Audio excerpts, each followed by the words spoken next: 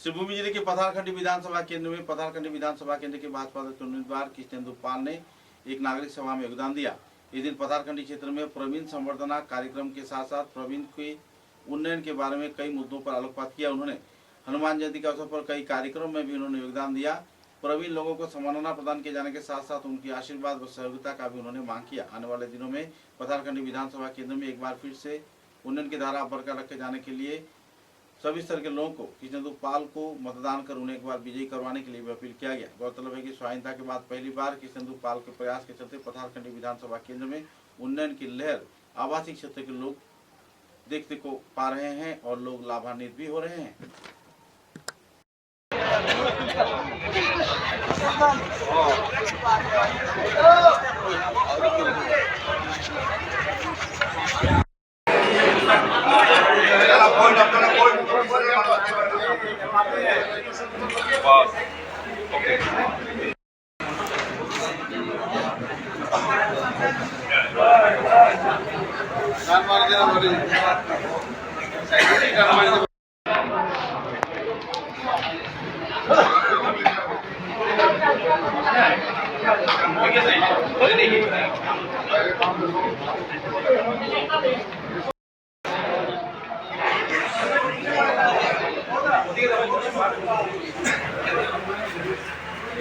और चलो ना क्यों ना क्यों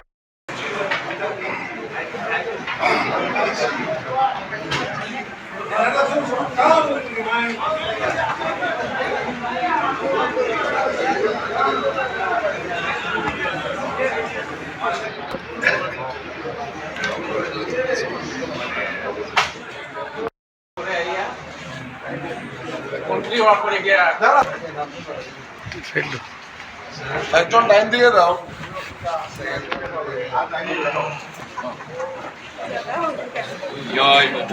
आरम्भ করে তুমি ওইদিকে দাও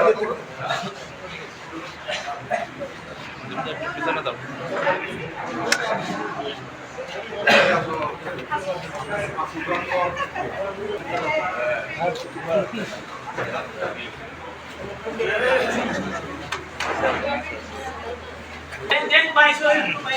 কয়েকজনে সাহায্য করুন যারা যারা ইশারা বাইরে গেলে ভালো হইব নাকি যারা যারা হয়েছে না না না আর কাজ রয়েছে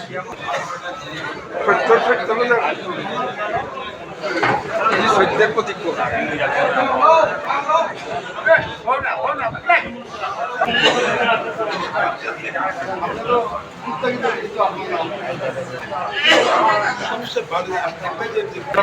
रिपोर्टर बाबू शांतिलाल राव तुमको रवि मानो हाँ नमस्कार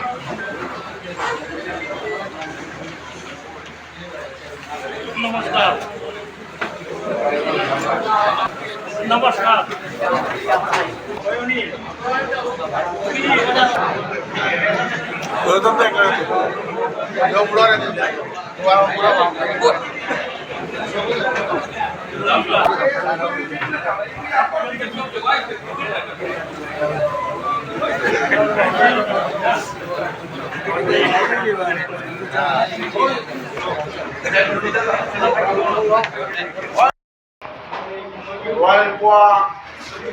তালেবারে করুঙ্গা এরকম আর 100 কোটি টাকা এবার ফ্রি থাকে এগুলো তো অনেকটা আইছে না তো এরপর কার্বন 115 কোটি টাকা স্যাংশন হয়েছে রাস্তা এটাও দেখছি আমি ভাড়া করে গেছি মানে সব রাস্তা হয়ে গেছে স্কিল ট্রেনিং সেন্টার অনেক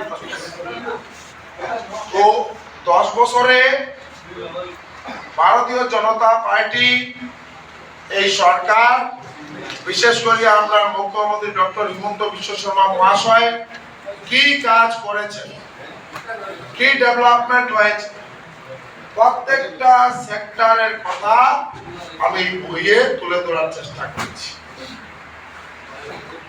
সবথেকে বড় কথা ওই দিন কংগ্রেসের একটা প্রেস মিটে বললো এমন কি কাজ করেছি দেখার জন্য আমাকে চ্যালেঞ্জ করেছেন বই দিয়েছেন ওনারা বিশেষ করে কংগ্রেস মনিলাল বাবু বা আরেকজন আসেন সবাই বিধায়ক ছিলাম ওনারা ওনাদের কথাগুলো তুলে ধরলে আমরা পাতারকান্দির নাগরিকরা আমরা খুশি হব, ঠিক না? সবাই সবার কি কর্ম করলাম, কারণ সবাই তো আমার সব অধিকার। ভোটের দিন আমি ভোট দিয়ে কোন ব্যক্তিকে নির্বাচিত করলাম, সেই ব্যক্তি 5 বছর আমাদের কি কি কাজ করলো, কথাগুলো তো পাবলিকের সামনে আসতে হবে কিনা? শুধু মুখ দিয়ে কথা বললে হবে না, আর মিডিয়া প্রেস ব্রিফিং দিলে হবে না যে পাতারকান্দিতে গুন্ডারাজ চলছে, পাতারকান্দিতে সন্ত্রাসবাদ চলছে, পাতারকান্দিতে সিন্ডিকেট রাজ চলছে। আমি জানতে চাই আপনারা বলুন, পাতারকান্দিতে শান্তির রাজ চলছে না অন্য কোন রাজ চলছে? লিডিং সিটিজেন, আপনারা মুখ দিয়ে যেটা বেরোবে এটাই সবচেয়ে মানে বড় মেসেজ। অর্থাৎ পাতারকান্দিতে কি রাজ চলছে? এটাই হলো পাতারকান্দিতে শান্তির রাজ চলছে, সমগ্র আসামে শান্তির রাজ চলছে, সমগ্র ভারতবর্ষে শান্তির রাজ চলছে। আজকে বিশ্ব ভারতকে নূতন করে চিনার চেষ্টা করছে।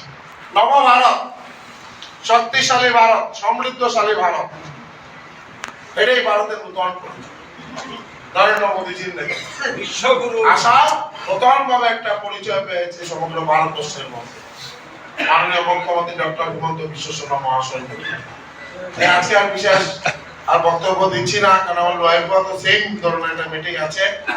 আপনারা আশীর্বাদ রাখবেন, আর যে ভালোবাসা আপনারা দিয়েছেন সবসময় যাতে আমার মাথার উপরেই আশীর্বাদ আর ভালোবাসা থাকে এই প্রার্থনা করে আজকের প্রোগ্রামে সমাপন ঘোষণা করলাম। সবার শ্রীচরণে প্রণাম জানিয়ে বক্তব্য শেষ করলাম। এখন আমরা সবাই একটু আহার করে সবার ঘরে যাব এবং সবার মঙ্গল কামনা করব।